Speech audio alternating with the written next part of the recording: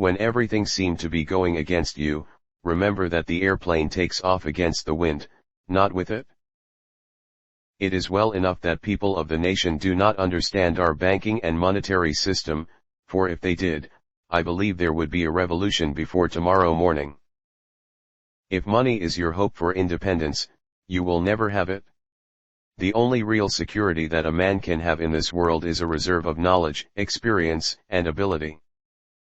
Any man who thinks he can be happy and prosperous by letting the government take care of him better take a closer look at the American Indian. When Henry Ford decided to produce his famous V8 motor, he chose to build an engine with the entire 8 cylinders cast in one block, and instructed his engineers to produce a design for the engine. The design was placed on paper, but the engineers agreed, to a man, that it was simply impossible to cast an 8-cylinder engine block in one piece. Ford replied, "Produce it anyway. I invented nothing new.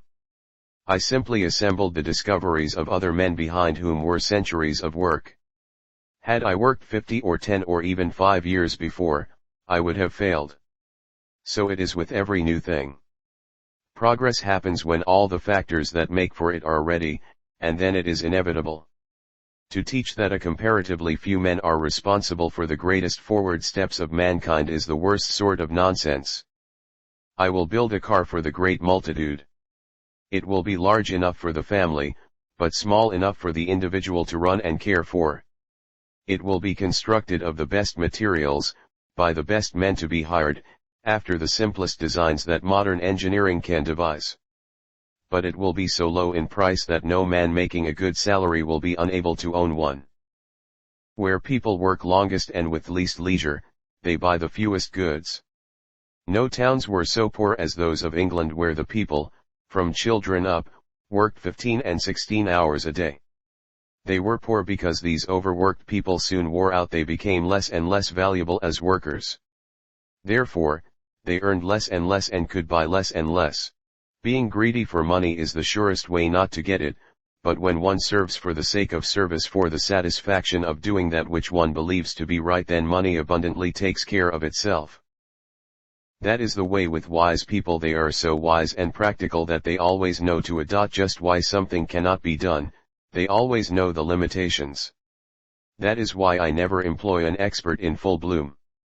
If ever I wanted to kill opposition by unfair means, I would endow the opposition with experts. They would have so much good advice that I could be sure they would do little work. Life, as I see it, is not a location, but a journey. Even the man who most feels himself settled is not settled. He is probably sagging back.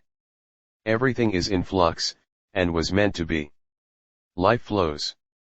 We may live at the same number of the street, but it is never the same man who lives there. An idea is not necessarily good because it is old, or necessarily bad because it is new, but if an old idea works, then the weight of the evidence is all in its favor. Ideas are of themselves extraordinarily valuable, but an idea is just an idea. Almost anyone can think up an idea. The thing that counts is developing it into a practical product. How soon will Ford blow up? Nobody knows how many thousand times it has been asked since. It is asked only because of the failure to grasp that a principle rather than an individual is at work, and the principle is so simple that it seems mysterious.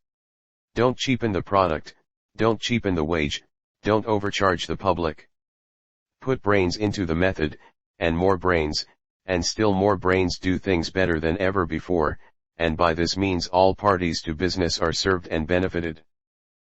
Advancement begins within the man himself, when he advances from half-interest to strength of purpose, when he advances from hesitancy to decisive directness, when he advances from immaturity to maturity of judgment, when he advances from apprenticeship to mastery, when he advances from a mere dilettante at labor to a worker who finds a genuine joy in work, when he advances from an eye server to one who can be entrusted to do his work without oversight and without prodding, why, then the world advances.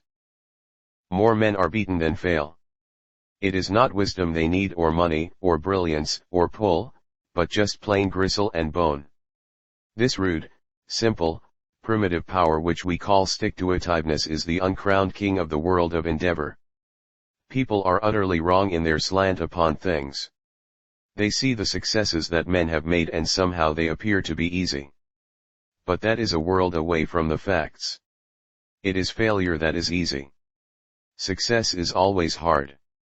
A man can fail in ease, he can succeed only by paying out all that he has and is.